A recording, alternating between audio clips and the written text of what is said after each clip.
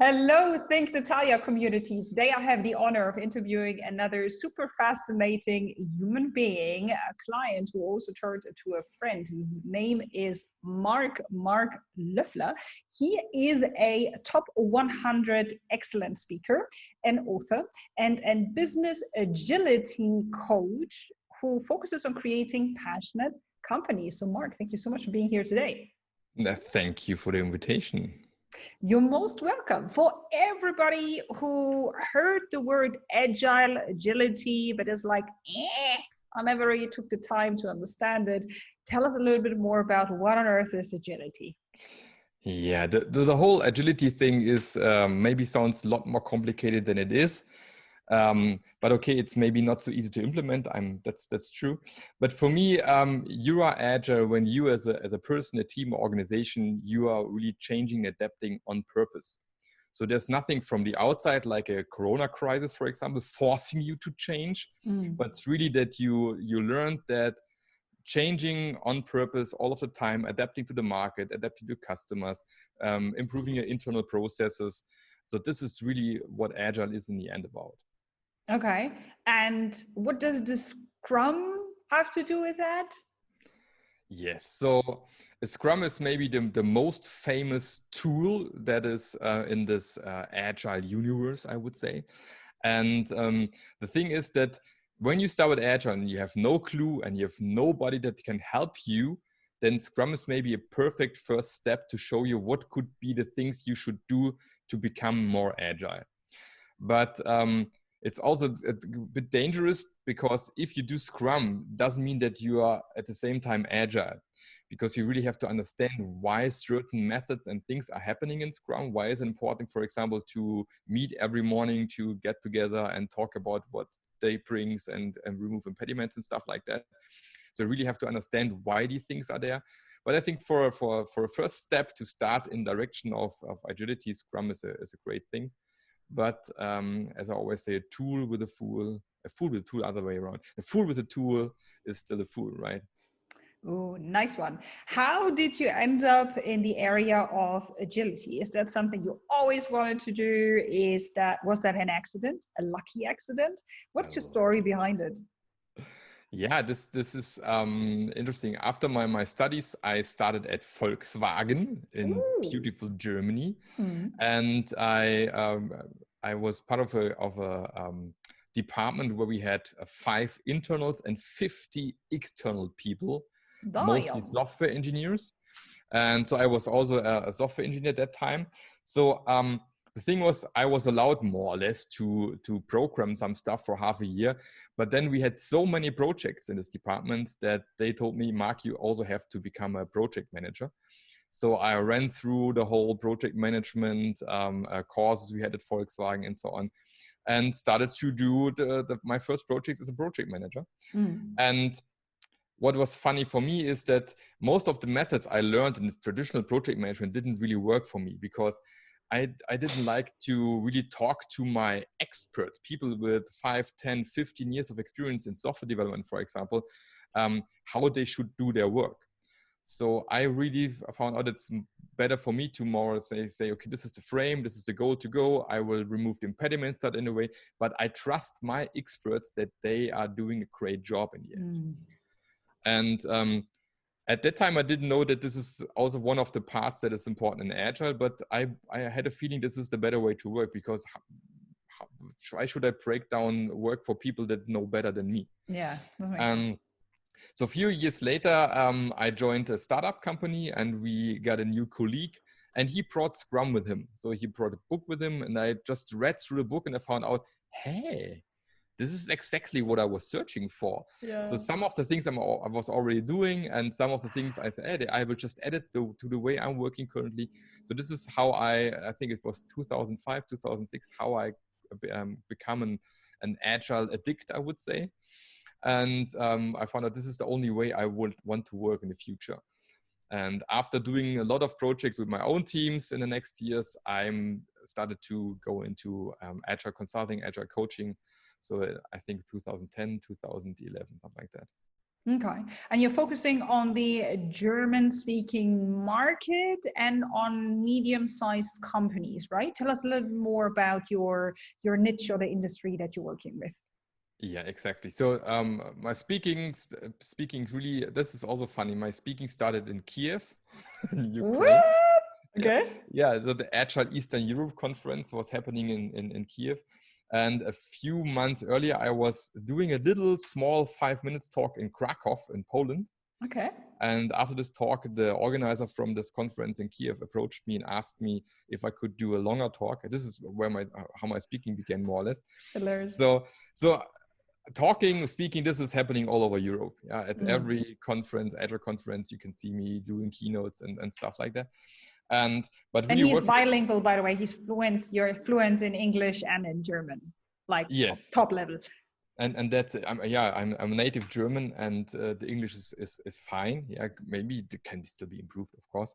And so this is my main market. It's really German market, and they're mostly mid-sized, sometimes family-owned businesses is what I prefer to work with, because agility is, when you really want to start with Agile, the most important thing is that you are ready to change. And this is sometimes not so easy. We all know that change initiatives are sometimes failing and stuff like that. And when you are working with bigger companies, like really companies like Volkswagen, Bosch, Daimler, Porsche, really big Huge corporations, change is a lot harder, because usually you have a passionate team eager to learn and to change something. And then they fail at the borders of the team, because everything that is out of the team is not so easy to change. Yeah. And so that's why a lot of these agile initiatives in bigger corporations fail in the end. And the great thing about mid-sized or family-owned businesses is you have access to the boss. You can talk to him, you can go to lunch with him, you can really move things. And that makes it a lot easier to implement Agile in the company than in bigger corporations, for example. For sure. So you had a super successfully running business, you got your keynotes, and nevertheless, you decided to work with me, to join Think Natalia Tribe, to get some LinkedIn group coaching done. Tell us why. Yeah, this is just a simple answer. I'm a marketing dummy. No, I have still no clue how this whole marketing thingy is working. No clue is not true anymore. But yeah, this is one of my biggest things. If I would work in a big corporation, I'm sure there would be somebody doing marketing for me. But as I'm mostly solopreneur, then whole marketing stuff is also on me. So I have to learn somehow how this whole thing is working. And this is also why I'm always searching for mentoring, and not for some book or some online course somewhere. I like it more that I have a contact to a real person who has a clue about this topic and who can help me really in the steps I'm doing in my current problems, and not just, again, one size fits all program that you have to run through and doesn't work for you. No. And what really attracted me in the program you are doing is you have these nice online courses plus these awesome checklists. And I still have a lot of open points on these checklists I still have to go through. And additionally, all these coaching calls we have in a group with you, where we can ask our questions and really get answers to our real problems we currently have. And this is one of the things I really liked about the program. And I can highly recommend it. It's fun, it's great, a lot of perfect, awesome content. And so if you would like to start with LinkedIn, I would go for Natalia. Oh, thanks so much. I'll quote you on that. Talking about marketing. Yeah, sure. Awesome. And what was the first aha moment on LinkedIn? Because if I remember well, you used LinkedIn for many years, but you somewhat used it's like, yeah, whatever, I have a profile there. And so you started working with me, you started being part of the tribe, understanding what other people do. What was the first, whoa, so this is what LinkedIn is moment? Yeah. So I think I'm on LinkedIn for quite a while. I don't know when LinkedIn started. I think 2008, 2009, something like that. I was already on LinkedIn, and also on Xing. I think at that point in time, it was OpenBC still or something like that, I think was the Yeah, name. exactly. So really, really, really long time ago. But for me in the past, Xing and LinkedIn and such platforms was mostly like, this is just where you put your CV and your picture and people can connect to you. This was just my main purpose. And then maybe just stay in contact with people you already know. But what I found out with LinkedIn is more where you really get your leads, your customers. You can really show them where you are, who you are. And so in the past was maybe mostly your homepage where people just approached you and found you. But it's the same more or less happening in a more structured way on LinkedIn in the end. You have your clear positioning, which was one of my learnings in the end, that I really have to clearly position myself on LinkedIn, put stuff in there. Of course, there is a CV part in there, sure, but you can put a lot more stuff in the CV too. You can show what you reached. You can point people to your products and stuff like that. So it's more a lead generation machine than just a normal profile or CV or something like that. Absolutely. So as we already talk about leads, tell us a little bit more about the webinar that you have organized and how webinars used to look like for you in the past. And could you also maybe sell something through the webinar, like online courses or anything else? Yeah. So I already did some webinars in the past, but yeah, maybe with 10 to 15 attendees, something like that, really low number. And I think I think at start of April, end of March, something like that, I did a webinar on remote retrospectives. Of course, remote working is one of their things at the moment, right? And seemed like I hit a point here. I had about 120 people that wanted to attend the webinar. In the end, I think I had 75 people in the webinar. And the fun fact was I think I put the webinar on LinkedIn. Then I saw that I had tons of people really wanted to come to the webinar. Then I created a type form to ask for their questions. And on the weekend, I already created 3 modules for an online course on this topic, which I sold then in the end in the webinar. And worked out quite well. So it was really the product market fit was there immediately. Yeah, you know, okay, now I found something people are really interested at the moment. So yeah, I sold a lot of these online courses in I think in April and May.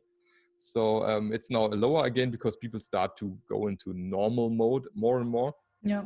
But yeah, I think it saved a bit of my life in March and April, cost-wise. Okay, because I mean the keynotes at the moment are all gone, right? Yeah, Keynotes is nothing you can do. I'm really happy that I still have my 2 other pillars, which is consulting and training on this everything about agile and sustainable agile, I would say. Speaking, yeah, you can speak in front of cars at the moment in Germany. Yeah, we have. I heard about it. You can these, honk as a you can honk and stuff like. and, which can work out. I don't know if I really like them. Or you can, of course, do online keynotes, which I also did in the past already. I think last year in April, I was at a conference in Serbia where I did the keynote completely online. So yeah, but there's nothing that is more appealing than on really staying on stage, right? And I know what you're talking about. I'm fully with you. It's like that's awesome. Rampensau, as we say in German. Rampensau. Yeah, I'm really looking forward that this is working again, right? So same here.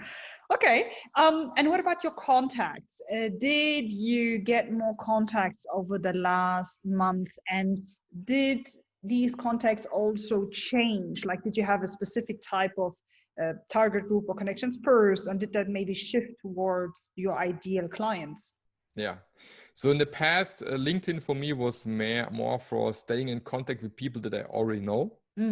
And that's why mostly people that were my profiles were people who won't sell anything from me in the end because they are not allowed, don't have the budget whatsoever.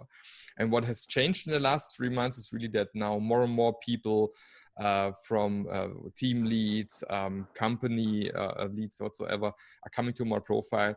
And yeah, I have, so my contact list has increased with more and more people that are really the right people for me and for my business. So this is something that really changed. And of course, with Corona, it's not so easy at the moment to get new customers in this area, but yeah, I think this will happen soon too. Wonderful. Okay. And what about your experiences in the tribe? Are there new friendships that started?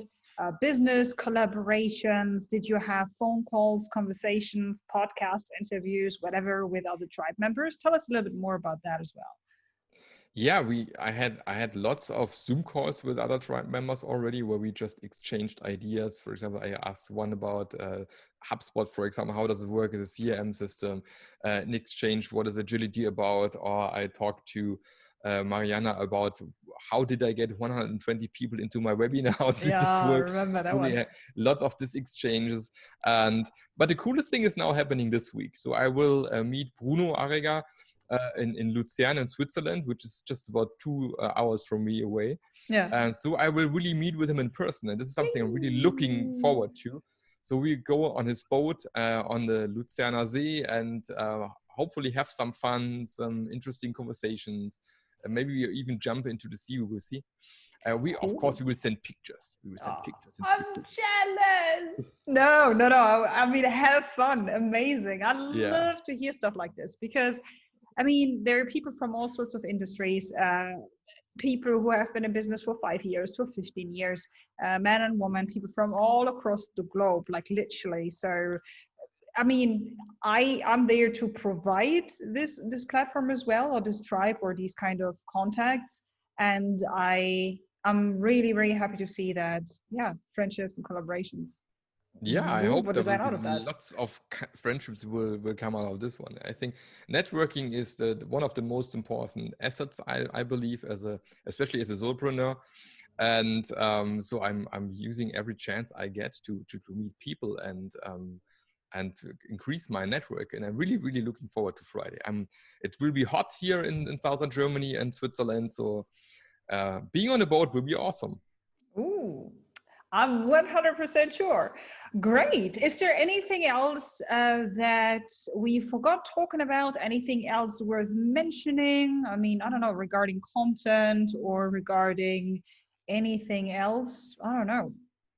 Yeah, maybe if people are interested, they can look into my podcast, for example. Mm-hmm. It's mainly German. There are some English episodes too. So if you're interested in Agile, what is Agile really about, how to really implement it successfully in your company, then this Passionate Agility podcast would be very interesting for you. So this is something maybe people can look into. Or if they're interested into online retrospectives, of course, there is this little online course still there. Yeah. And I think that's it more or less for me. I think we covered most topics in this area. Perfect. Good. So please make sure that you send over the links to the course and to the podcast. I can put it or add it into the notes of the video so people don't need to search long. And maybe one last question: what kind of people should connect with you on LinkedIn? You know, in a perfect world, if anybody out there would approach you, what kind of people would you love to have more of in your LinkedIn network? Yeah, I think people that would like to make their company future-proof by using agility in their companies and are searching for somebody who can adapt the whole framework to their context, to their company. Because in I truly believe that you only get a sustainable agility or agile in your company when you really adhere to the context. What is the context about? What are the things that work best at the moment? What are the first steps to do? And not somebody else who's just coming with a one-size-fits-all solution, put it on your company that doesn't work. And then I'm really working with these companies for 2, 3, 5 years, doesn't matter. Coming back and really helping them to implement the whole thing and not just running away after 3 months like some other consulting companies. So if you're searching for somebody like that really can help you to implement it successfully and sustainable, then I think I'm the right man. Awesome. Perfect. Thank you so much for being here today, for teaching us something new about agility, for sharing your story, and hopefully also encouraging or inspiring a few people to spend more time on LinkedIn. It was amazing speaking with you, Marc. Thank you. Yes, thank you. And for everybody who's watching this and says, well, Natalia, that made me curious. I want to learn more about LinkedIn. Sure, I want to offer you a free strategy call. So why don't you apply for it? We have so many people who want to have access to it. So now we have an application system. Simply go to coachingwithnatalia.com. Have a look at the bottom, click the apply now button. And over there you find a super short form, you fill it out. My team is going to have a look at it. And then if we say, yeah, that sounds cool, I think we're the right people to help, then I'll be spending 45 minutes with you and gift you with an organic LinkedIn marketing and lead gen strategy. So we're going to have a look at what works, what doesn't work, what's frustrating, what are milestones, what is a source of procrastination. We all do that. And yeah, so at the end of it, hopefully we'll get your business to the next level. If that sounds good, coachingwithnatalia.com. Thank you for your time and I speak to you soon.